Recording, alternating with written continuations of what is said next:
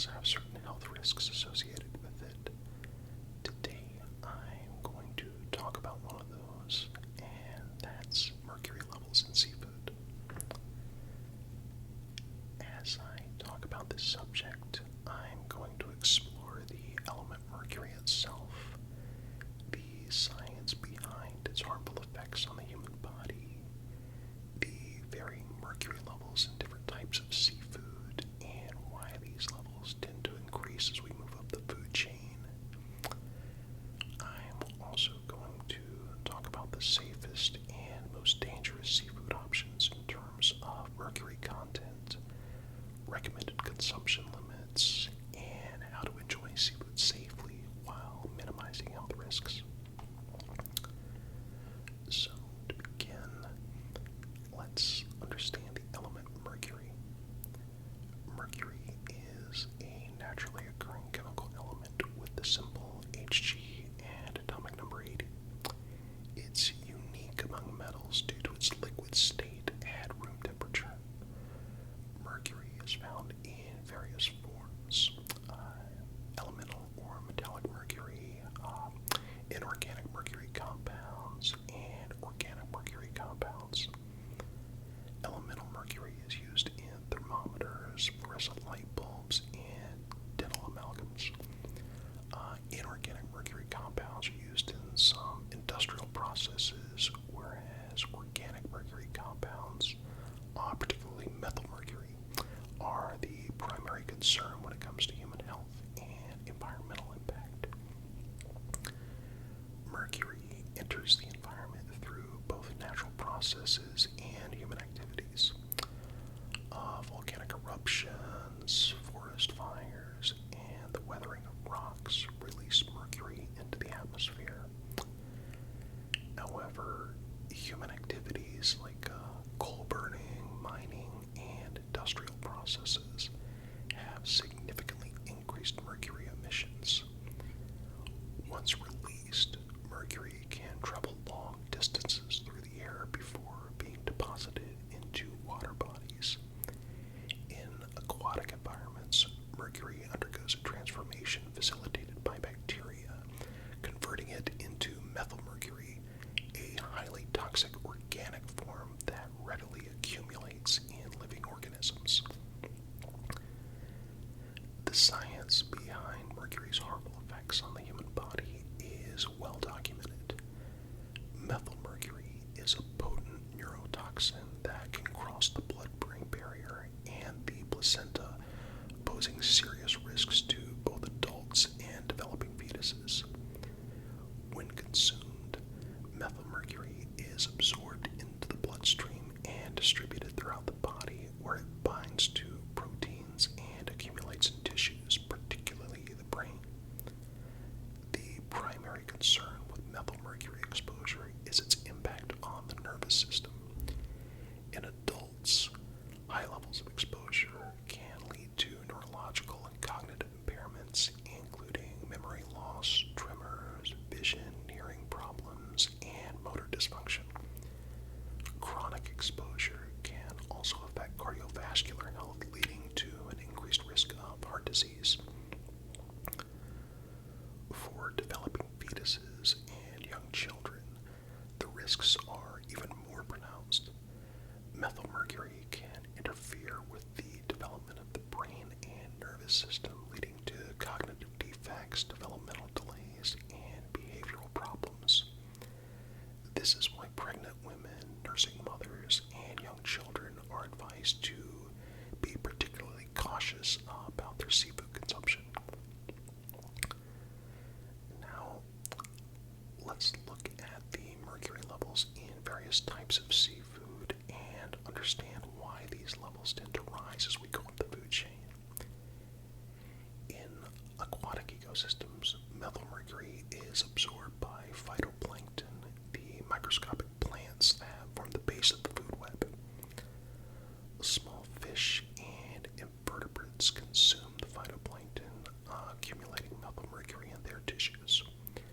As larger predatory fish eat those smaller organisms, they accumulate even higher levels of methylmercury through a process known as biomagnification.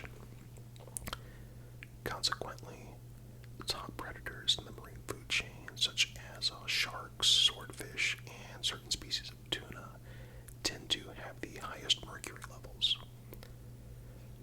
To provide a clearer picture, let's categorize various seafood based on their mercury levels. Seafood can be broadly classified into three categories: low mercury, moderate mercury, and high mercury options. Low mercury seafood includes species such as salmon, sardines, trout, and anchovies. These fish are generally smaller and lower on the food chain, resulting in lower methylmercury accumulation. For example, salmon is a popular choice not only for its rich omega-3 fatty acids, but also for its relatively low mercury content. Sardines and anchovies, being small and short-lived, also have low mercury levels that are excellent sources of nutrients like calcium and vitamin D. Moderate mercury seafood includes species like can-like tuna, lobster, and halibut. While these fish contain higher levels of mercury than low mercury options, they still can be consumed safely in moderation. Can-like tuna, for instance, has lower mercury levels compared to albacore or white tuna, making it more favorable as a choice for those who enjoy tuna but wish to limit their mercury exposure. High mercury seafoods, including species like shark, swordfish, king mackerel, and certain species of tuna like bluefin and big eye. These top predators accumulate significant amounts of methylmercury due to their long lifespan and high position in the food chain. Consuming these high mercury fish poses a greater risk of mercury toxicity, especially for vulnerable populations such as pregnant women and young children. The United States Environmental Protection Agency and the Food and Drug Administration have established guidelines for safe seafood consumption to help minimize mercury exposure. The FDA recommends that pregnant women, nursing mothers, and young children avoid high mercury fish altogether and consume no more than 2 to 3 servings of low mercury fish per week.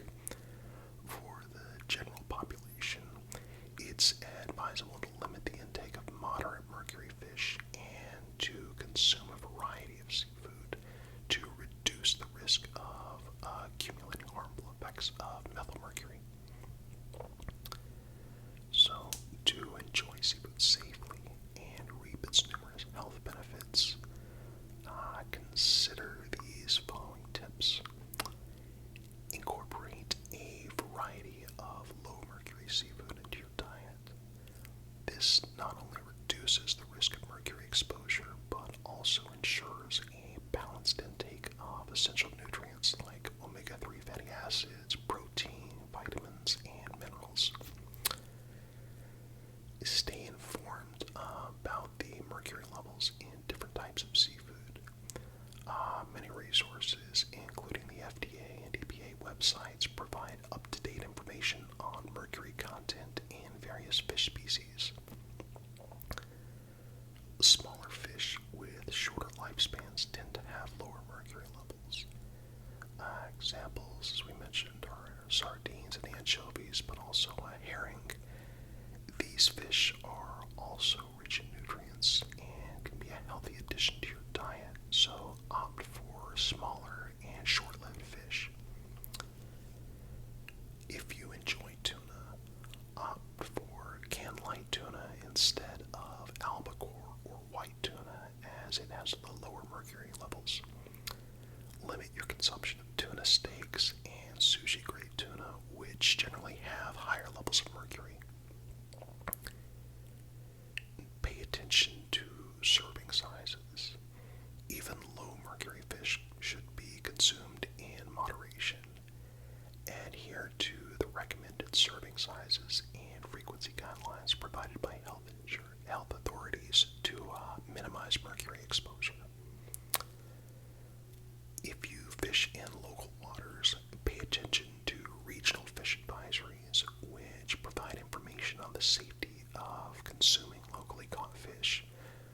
mercury levels can vary based on local environmental conditions. Pregnant women, nursing mothers, and young children should be particularly cautious about their seafood consumption. Follow the FDA and EPA guidelines to ensure safe and healthy dietary choices during these critical periods of development. So, wrapping up, while seafood is a valuable source of nutrition, offering an array of essential